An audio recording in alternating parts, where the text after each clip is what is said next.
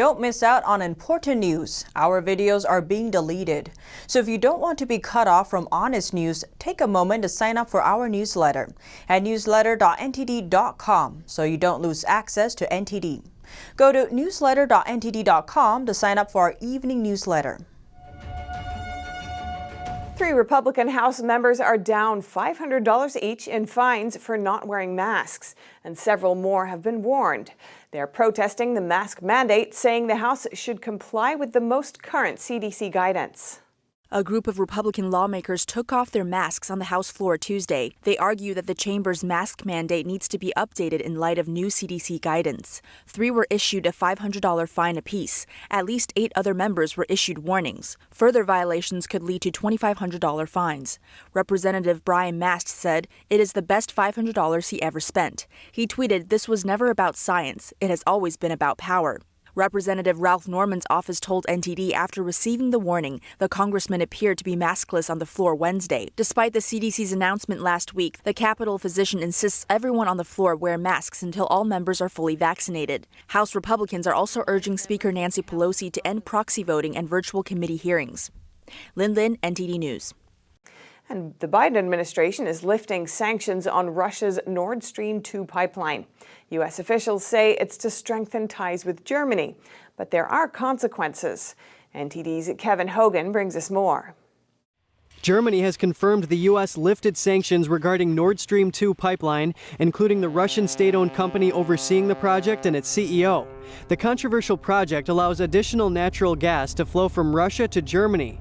The German foreign minister is pleased with the decision. We see this as a constructive step, which we are happy to further discuss with our partners in Washington.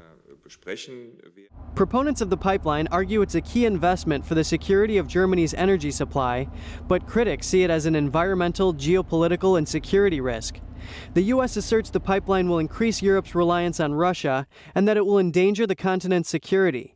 That's because Russia has allegedly been interfering with Western democracies, being aggressive in Eastern Europe, and supporting Syrian President Bashar al-Assad. The Wall Street Journal's editorial board calls the lifting of the sanctions Biden's gift to Russian President Vladimir Putin. The board points to a potential hypocrisy, that is, Biden shutting down the American Keystone XL pipeline while greenlighting Russia's Nord Stream. The board writes, Biden is treating a pipeline that increases Russian influence and income better than one that enhances America's.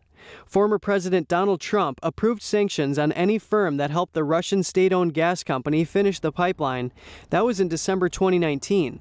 On Wednesday, a source told Reuters the State Department's review concluded that the company and its CEO committed sanctionable offenses, but it was in the U.S.'s national interests to waive the sanctions. It's so the U.S. can send a signal to Germany that it is committed to strengthening relations with Germany. The prior sanctions had delayed the project and put its completion at risk. Now the company says the pipeline is 95% complete with around 75 miles to go. Kevin Hogan, NTD News. Over the last year, children have suffered because of lockdowns and pandemic restrictions. Now we hear from the children themselves on the toll these measures have taken. One 10-year-old boy's speech against his school's mask mandates is going viral. Here's what he had to say.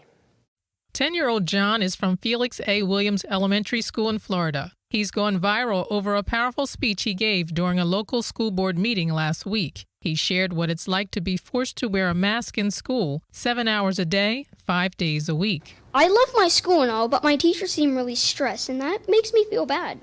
One teacher walks around with a clipboard full of referrals for any student whose mask isn't on properly. It makes me feel scared. That same teacher yells at us having our masks down to drink water while we are outside in Carline. She told us we had to wait until we were in our parents' car to have a drink of water. She had her mask down the entire time while she was yelling at us, which makes me and all my friends very mad. When John saw his teacher outside of school, he says she couldn't recognize him because she's never seen him without a mask on. I have allergies, and I feel really anxious with my face covered. I miss seeing people's face. I miss the way things used to be. I'm scared they'll never go back to normal. Breathing freely doesn't seem like something we should have to ask any other people for permission for. Please make masks optional today. It would be so awesome to end the school year on a really happy note like that. Thank you for your time. John's speech went viral, and it landed him a spot on Fox's Tucker Carlson Tonight on Tuesday evening. But despite John's appeal, the school board voted to keep the mask mandatory for the 12 remaining days of the current school year. Other children are speaking out from under the masks, too. This young student from Orange County, California, gave a speech at a protest against school mask mandates on Monday. The video was captured by YouTuber Anomaly, who was at the event. There's teachers there that yell at me every day for having my mask over my nose. We go to PE, we do basketball and soccer, and we run around, and they're still yelling at us for having our mask under our nose or down. I feel like I'm gonna pass out sometimes because I can't breathe. I can't feel like I can't just breathe at all. It gets me hot. And just like John, one aspect of the mask she finds most upsetting is being unable to see her friends' faces. I used to see people smiling, like I used to see my friends smile. I used to see them be happy every day. Everyone's like, just, I feel like it's depressing. It's very sad. The momentum to get masks off children is growing across the country. Many other students, parents, and child health care professionals are saying no more to the mask. Reporting by Grace Coulter, NTD News. A group of young men in New York City have been caught in a ring of unemployment fraud. They stole over $2 million of unemployment benefit money. They were caught with over 100 debit cards, all with different names. NTD's Jason Perry has the story. 8 men between the ages of 18 and 25 were charged for fraudulently collecting $2 million in pandemic relief funds. 6 of the 8 were arrested and appeared in court on Tuesday. 2 are still at large. In a span of about a year, prosecutors say the suspects were opening unemployment insurance claims under different names, but using their own addresses and phone numbers. They also had the unemployment funds deposited into their own personal bank accounts, and they would go to local ATMs to withdraw the funds. One suspect's address was used for 50 different unemployment claims. Robert Siciliano is the CEO of Protect Now LLC, a personal and cyber protection group. He explained how the Department of Labor could miss something like this. So unfortunately, due to the pandemic, fraud like this is highly likely because of the volume of claims that occur in such a very short period of time. At least 4 of the men posted photos of themselves posing with large stacks of money on social media.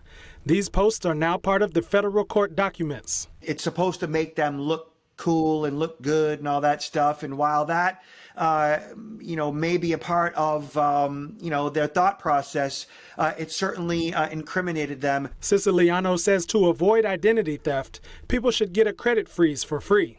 A credit freeze restricts access to your credit report. This means nobody will be able to open a new credit account while this lock is in place. But if you need to apply for new credit, you can temporarily lift the freeze. Now, while a credit freeze would not prevent unemployment fraud, it would prevent a bad guy from opening up a new line of credit, like a credit card, getting a loan, and so forth. As long as the victim identifies the fraud and reports it to the state, Siciliano says the issue will be resolved. Jason Perry, NTD News. And Customs and Border Protection in Chicago recently found a total of $685,000 in several shipments from China. But it's all counterfeit. The shipments arrived at Chicago's International Mail Facility. The fake currencies came in the form of $5, $10, $20, $50, and $100 bills. But the fake money seized by agents in Chicago was hardly an isolated incident. On April 23rd, CBP officers in the city said they seized 281 shipments with counterfeit bills and coins at the same facility. 95% of these shipments came from China.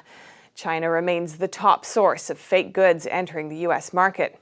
The Assistant Area Port Director for Chicago said that counterfeiting is often used to finance illegal activities like human trafficking, drugs, and terrorism.